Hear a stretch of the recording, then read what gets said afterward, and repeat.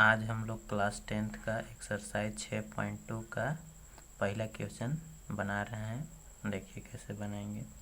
आकृति फर्स्ट और सेकंड में, यानी कि आकृति देखिए दिया हुआ है, आकृति फर्स्ट है और आकृति सेकंड है, यानी कि फिगर चित्र कहिए में डी ई समांतर, समांतर का लाइन है।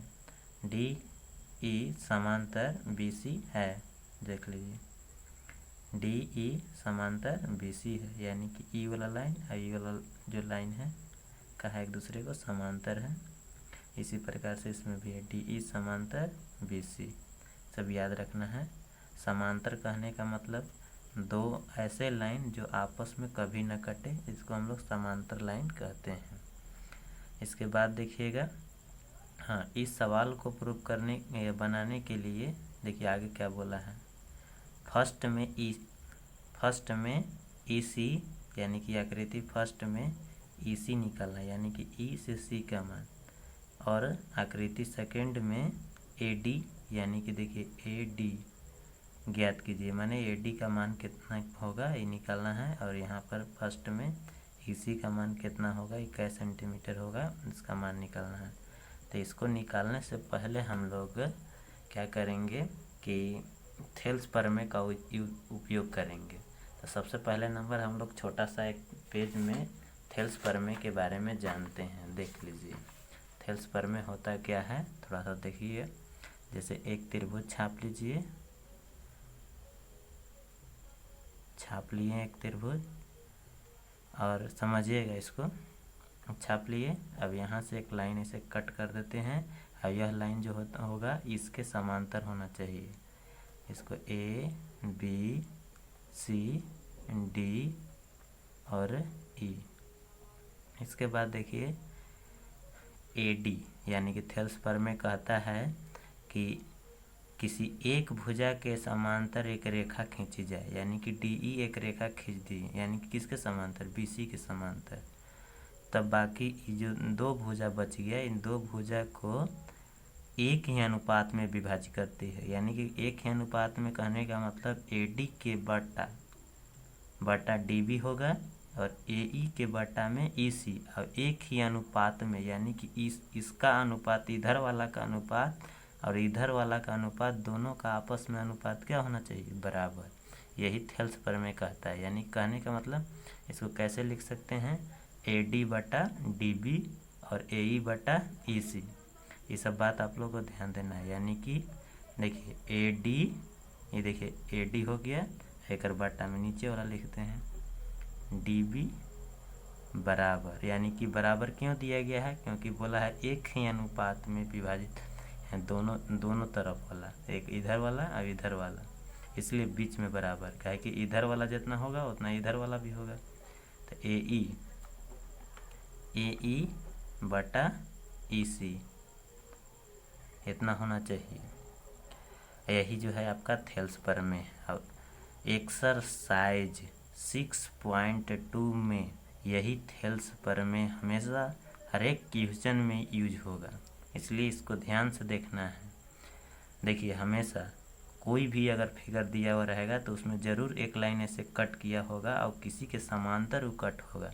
तो आपको समझना है कि एक साइड वाला देखना है, उसको अनुपात में लाना है, यानी कि ए डी के अनुपात में डी बी होना चाहिए, ए ई के अनुपात में ई सी होना चाहिए। यहाँ पर ए बी सी की जगह पर कुछ भी हो सकता है, तो ये बात आपको ध्यान देना है, ठीक ना। अब देखिए यही जो एक फार्मूला के रूप में जो तैयार हुआ है, यही फार्मूला पर पहला क्वेश्चन, चाहे और भी इसमें जो भी क्वेश्चन है वो सब बनेगा, लेकिन देखिए यही फार्मूला पर पहला क्वेश्चन बनेगा, ठीक।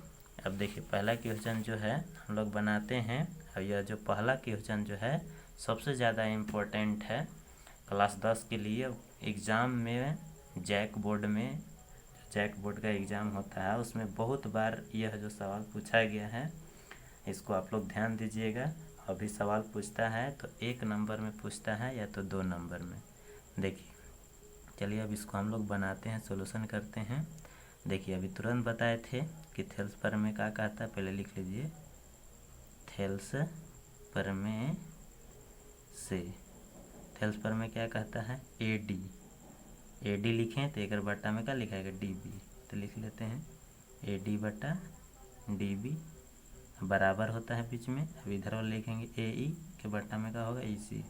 बात एकदम हमेशा ध्यान में रखना है, ए ई बटा ई सी, तभी सवाल बनेगा, अन्यथा नहीं बनेगा।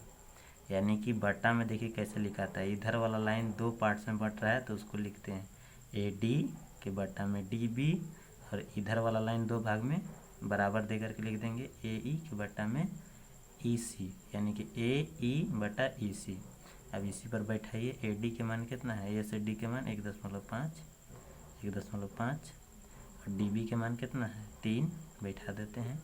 ए ई के मान कितना है 1, ई सी के मान नहीं पता है, यानी कि यहाँ निकालने के लिए बोला है, इसी के मान निकालना है तो छोड़ दीजिए, तिरछा तिरछी गुना कर दीजिए। देखिए गुना करते हैं 1.5 गुना ई सी बराबर 3 एकम 3, ई सी बराबर 3। ये देखिए गुना में है तो इधर बट्टा में जाएगा, यहाँ से 10 उड़ाएंगे तो ऊपर 0, यानी कि इसी बराबर एक बार और लिख लीजिए 30/15। 15 से काट देंगे, 15 एकम 15, 15 दूनी 30, तो इसी बराबर 2 हो जाएगा। नीचे के वैल्यू का नहीं होता है, तो यानी कि सेंटीमीटर में है तो सेंटीमीटर दे देते हैं, 2 सेंटीमीटर आपका क्या हो गया, ये आंसर हो गया। इसी प्रकार से सेकेंड नंबर के क्वेश्चन हम लोग क्या करेंगे, बनाएंगे। देखिए सेम टू सेम ऐसे लिखना है, यही वाला थेल्स पर में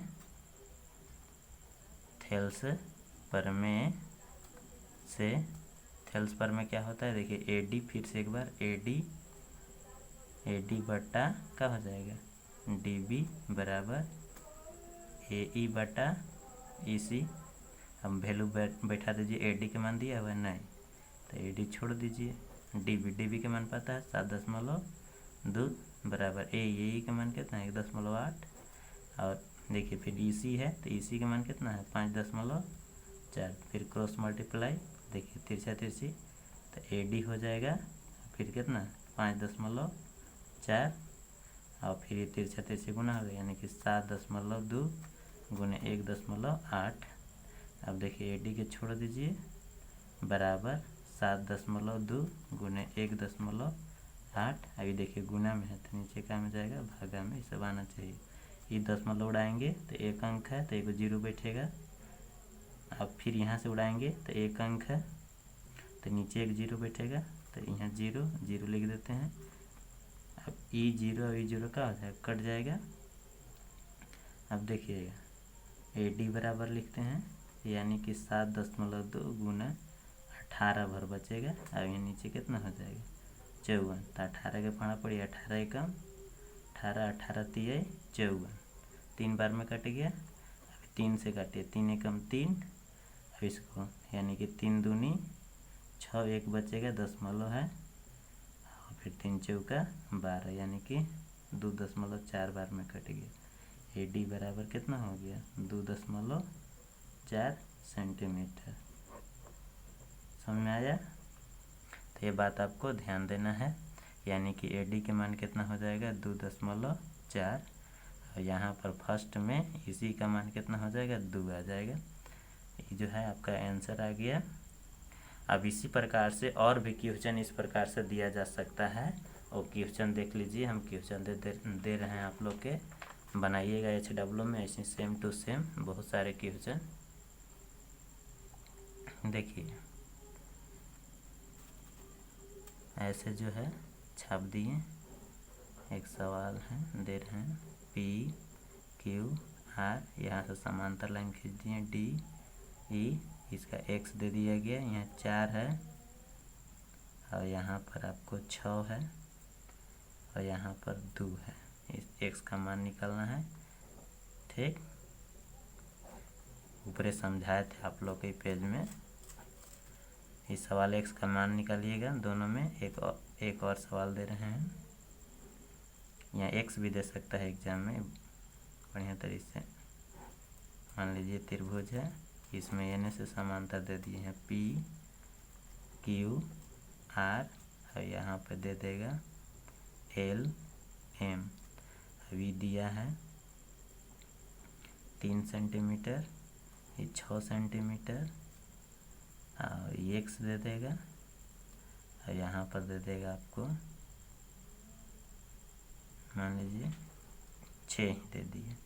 तो x का मान निकालना है, तो ये दोनों सवाल जो है x का वैल्यू निकालिएगा। इसी करके थेल्स पर में पी डी बटा डी क्यू लिखिएगा, पी ई बटा ई आर लिखिएगा, यही फार्मूला पर बैठाइएगा। अभी इसमें कैसे लीजिएगा, फार्मूला बनाइएगा, पी एल बटा एल क्यू लिखिएगा, फिर बराबर दे करके लिखिएगा पी एम बटा एम आर लिखिएगा और फार्मूला पर बैठिएगा। एक्स का मान खुद अपने आप आ जाएगा, आप लोग बनाइएगा। ठीक, उसके बाद नहीं आएगा तो फिर अगले वीडियो में दोनों सवाल जो है हम बना देंगे। इस प्रकार के सवाल बहुत सारे पूछे जाते हैं, ध्यान में रखिएगा। ओके।